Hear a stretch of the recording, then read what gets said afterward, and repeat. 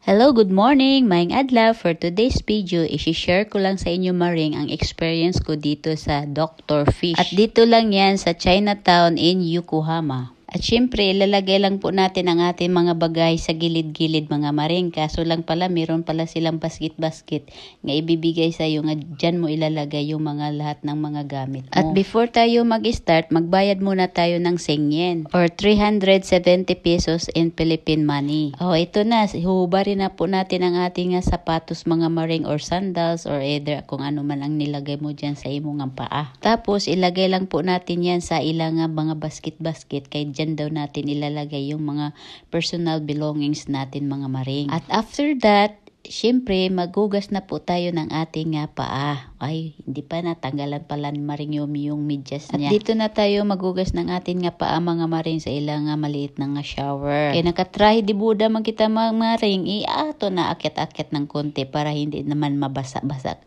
kung maghugas na tayo. At hugasan lang po natin ang ating paa mga maring kahit hindi yan madumi, kaso lang yung siyempre ang ating medyas ba may himulmul, baka mamaya mas poison yung isda, kaya hugasan muna natin ng mabuti ng tubig.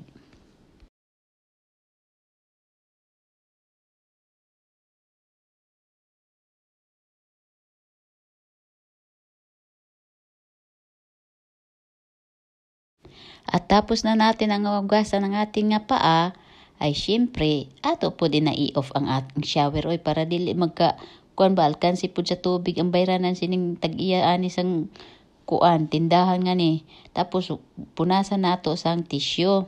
Iwan ko lang kung bakit nagpunas man ni si Maring Yumi nga. Mauman na gihapon oy basa man gapon sina nga makadtuan sina nga tiil nga. Tapos makadto na kita dito sa iya nga swimming pool nga kun maliit mga maring, punta na tayo doon. Doon na tayo mag-upo dyan. Upo na tayo dyan ng mga 10 minutes lang pala. Ang imo nga 1,000 is good for 10 minutes only. O ito na, lumalapit na ang mga isda sa imo nga paa. Happy ang mga isda mga maring nga nakatikim na sila sang paa ni Maring nga Yumi na perting kagwapa nga paa. Kanindot sa pakiramdam nimo mga maring nga ganyan ang isda no, nga parang kiliti yung mga paa mo nga parang kinakagat nila ng kunti-kunti. Parang minamasahe-masahe din nila yung mga balat mo mga maring. Ang sarap ng pakiramdam mo pag ganito pala no, mag-experience ka ng ganyan ng mga Dr. Fish. Ang yung mga kibul-kibul mo dyan at sa mga dead skin sa paa mo nga mga maring, ay sus, napakasarap pa ng pakiramdam na yan. Ang gaan ng paa mo pagkatapos mo dyan nga nagpamassage ka ng ganyan nga mga isda. Anong klase kayang isda ito mga maring? Siguro meron ganito sa Bantayan Island. Ang meron lang naman doon nga mga isda mga maring, mga guno, mga ito, mga yuyo, yun lang ang makikita mo doon sa dalampasigan ng Bantayan Island. Ang sarap tingnan ng isda nga.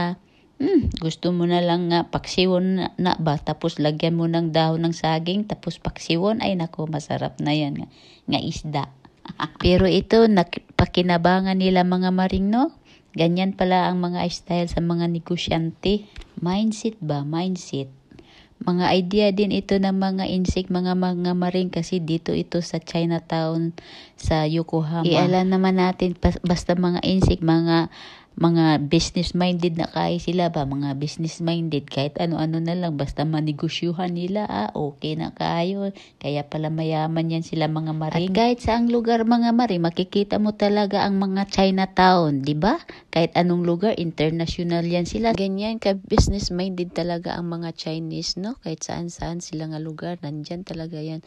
Dahil sa ilang trending nga negosyo. Ay, happy man ang mga Dr. Fish sa aking mga paang maring. Nangatanggal talaga ang mga dead skin sa aking mga paa. Ang gaan-gaan ng feeling. Sige na mga maring. Wari na tayo ang ating 10 minutes mga maring. Wari ng ating 10 minutes. Kay 10 minutes lang ba yan itong ating singin. And that's all for today. Thank you for watching. And don't forget to subscribe Maring Yumi. Thank you. Bye-bye.